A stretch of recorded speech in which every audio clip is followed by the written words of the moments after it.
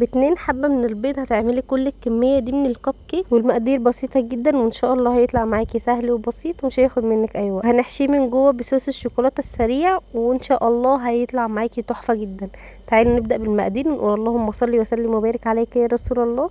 معايا نص كوباية من الزبدة او كوباية الا ربع على حسب المعيار اللي عندك، ومعايا كوباية من السكر، وهنضربهم كويس قوي لحد ما الخليط ينعم كده ويبيض شوية. بعدين هننزل عليه ب2 حبة من البيض وعليهم رشة من الملح وعليهم رشة من الفانيليا، وهنضربهم شوية كمان لحد ما يبقى فومي كده شوية، مش هناخد وقت كتير يعني. بعد كده هنحط عليهم كوبايتين من الدقيق منخولين، وعليهم نص معلقة من البيكنج باودر، يستحسن كيك شيف، كيك شيف برضو حلو، ومعلقتين من الكاكاو اختياري، لو مش عايزه تحطي كاكاو هتشيلي المعلقتين الكاكاو وهتحطي مكانهم معلقتين الدقيق. وبعد كده هننخلهم كويس قوي وهنحطهم على الخليط. هنكمل المكونات السائله، هنحط كوبايه من اللبن وهننزل عليهم حبه حبه وهنبدا نضرب عشان ما نحاولش ان الخليط بتاعنا يفصل. وبعد كده هننزل عليه بالدقيق. اول لما نحط الدقيق نحاول ان احنا ما نضربش كتير عشان ما نخليش العجينه اللي لها عرق تكون العجينه هشه. ضربتها كام ضربه خفيفه، وبعد كده هبقى اصبها في صينيه الكب كيك، وبحط في الصينيه ورق الزبده بتجيبيه من عند العطار او ملتزمات الحلويات، بتقولي له كب كيك مش غالي خالص وبسعره بسيط.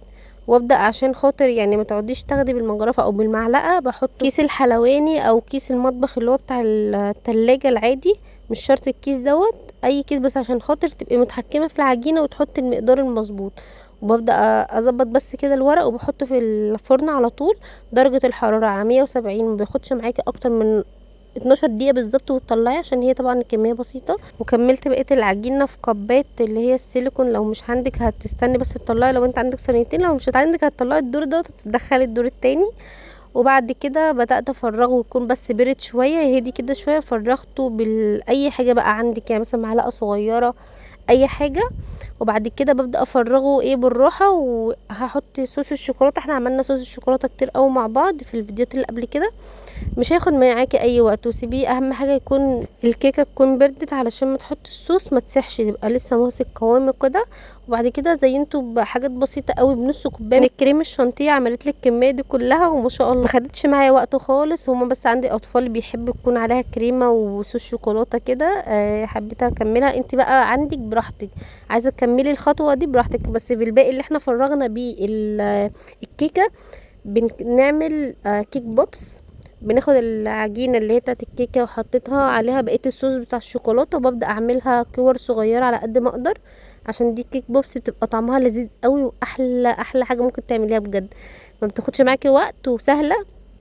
وبعد كده سيحت شويه شوكولاته وحطيت، نزلت زي انتم شايفين كده، نزلت بالكيك بوبس بالراحه.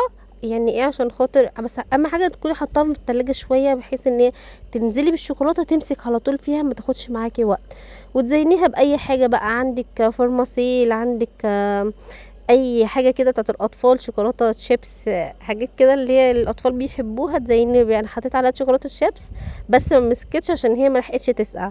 حطيت عليها شويه جوز هند بس، ودي كان شكلها ودوت شكل النهائي ليهم. وان شاء الله يكون الفيديو عجبكم وبسيط عليكم. لو عجبكم الفيديو ما تنسوش تعملوا لايك وشير وتشتركوا في القناه، واشكركم جدا على المتابعه. السلام عليكم.